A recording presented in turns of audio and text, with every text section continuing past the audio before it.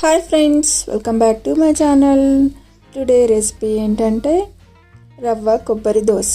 ఈ దోశ అనేది చాలా అంటే చాలా చాలా బాగుంటుంది. చాలా సింపుల్గా చేసుకోవచ్చు. ఒక 15 మినిట్స్లోనే ఈజీగా చేసుకోవచ్చు. కొబ్బరి వల్ల ఎన్నో యూజెస్ ఉన్నాయి కదా.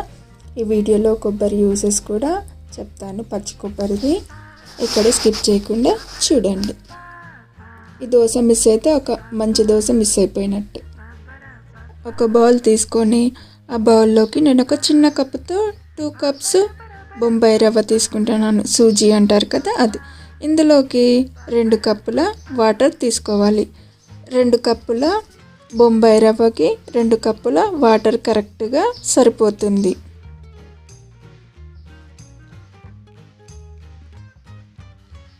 తర్వాత ఒకసారి బాగా కలిపేసుకోవాలి. బాగా కలిపేసుకొని ఒక 10 మినిట్స్ రెస్ట్ ఇవ్వాలి.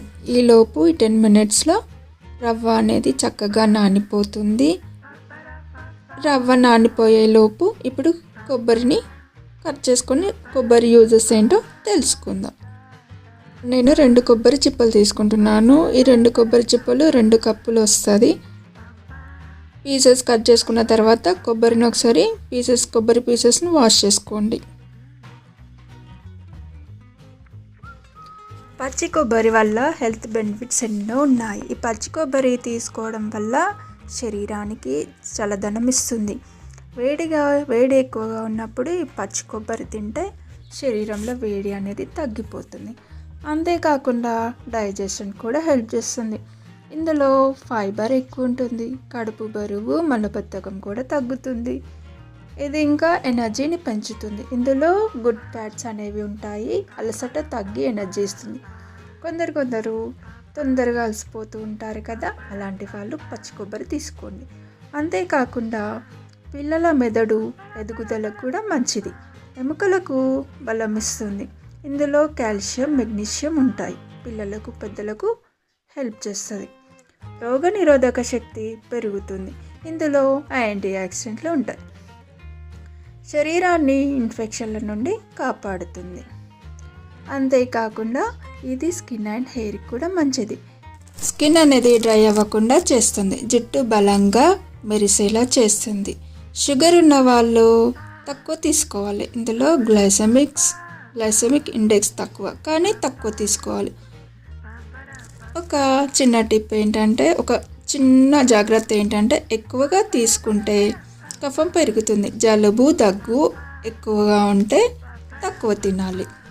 నిమిషాల తర్వాత నానిపోయింది, చాలా బాగా నానిపోయింది రవ్వ అనేది. తర్వాత ఒక మిక్సీ జార్ తీసుకొని ఆ మిక్సీ జార్లోకి నానిపోయిన రవ్వను వేసేసుకోవాలి. ఇందులోకి 2 కప్పుల కొబ్బరి ముక్కలు వేసేసి బాగా గ్రైండ్ చేసేసుకోవాలి. ఈ విధంగా మధ్యలో బ్లెండ్ చేస్తూ మధ్యలో ఆపుతూ కలిపేసుకుంటూ బ్లెండ్ చేసుకోవాలి. ఈ విధంగా చేసుకోవడం వల్ల స్మూత్గా గ్రైండ్ అయిపోతుంది.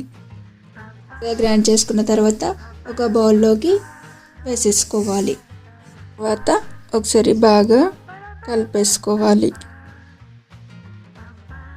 వేసుకున్న తర్వాత ఒక 5-10 నిమిషాలు పక్కన పెట్టేసేయండి. 10 నిమిషాల తర్వాత రుచికి సరిపడా సాల్ట్ తీసుకోవాలి. సాల్ట్ తీసుకొని ఒకసారి బాగా కలిపేసుకోవాలి. నేను ఇందులోకి 1/2 టీ స్పూన్ బేకింగ్ సోడా తీసుకుంటున్నాను. మీరు కావాలి బేకింగ్ సోడా వద్దు అనుకుంటే ఒక 6 to 7 అవర్స్ ఫర్మెంట్ చేసుకోవాలి. నేను ఇక్కడ ఇన్స్టాంట్ చేయాలనుకుంటున్నా కాబట్టి బేకింగ్ సోడా వాడుతున్నాను. బేకింగ్ సోడా వేస్తే పులిసినట్టు అవుతుంది కదా. ఇంకా చేసుకోవాలనుకుంటే బేకింగ్ సోడా వేసుకొని బాగా కలిపేసుకుని దోశలో చేసుకోవచ్చు. పెన్నం పెట్టేసుకోవాలి. పెన్నం అనేది కొంచెం హీట్ అవ్వాలి. హీట్ అయ్యాక కొంచెం ఆయిల్ అనేది అప్లై చేసుకొని ఒక గరిటెడు పిండి తీసుకున్నాను. ఇక్కడ నేను కొంచెం చిన్నగానే స్ప్రెడ్ చేస్తున్నాను. దోశ వేసుకున్నాక మూత పెట్టేసుకోవాలి. ఒక 1 మినిట్. ఒక 1 మినిట్ తర్వాత మూత తీసేయాలి. తర్వాత మరొక వైపు టర్న్ చేసుకోవాలి. 2 వైపులా తిప్పుతూ బాగా కాల్చేసుకోవాలి ఈ దోశని. ఆయిల్ అనేది స్ప్రెడ్ చేస్తూ రెండు వైపులా కొంచెం రెడ్ కలర్ వచ్చేదాకా బాగా కాల్చేసుకోవాలి ఈ దోశని. మరొకటి చూపిస్తున్నాను. పెనం అనేది చాలా హీట్ ఉండకూడదు. కొంచెం వాటర్ చల్లి తుడిచేసి మళ్ళీ ఇంకొక దోశ వేసుకోవాలి. ఇప్పుడు పెద్దగా దోశ వేసి చూపిస్తున్నాను. ఇది కొంచెం పల్చగా ఉంటుంది దోశ. కాలడానికి కూడా ఎక్కువ టైం తీసుకోదు ఈ దోశని.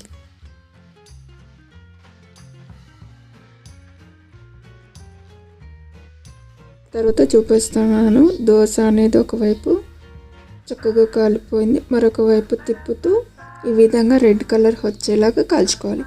చాలా బాగుంది కదా, హోల్స్ మంచి కలర్ వచ్చింది. ఈ విధంగా రెండు వైపులా మీడియం ఫ్లేమ్లోనే కాల్చేసుకోవాలి. ఇది చాలా సింపుల్గా కొబ్బరి దోశ అనేది చేసేసుకోవచ్చు. ఎంతో రుచికరమైన కొబ్బరి దోశ అనేది రెడీ అయిపోయింది. చాలా అంటే చాలా బాగుంటుంది దోశ. ఈ దోశని పల్లీ చట్నీ లేదంటే టమాటో చట్నీతో తినేయొచ్చు. ఈ వీడియో కనుక మీకు నచ్చినట్లయితే లైక్ చేయండి, షేర్ చేయండి, కామెంట్ చేయండి, సబ్స్క్రైబ్ చేయండి. Thank you for watching.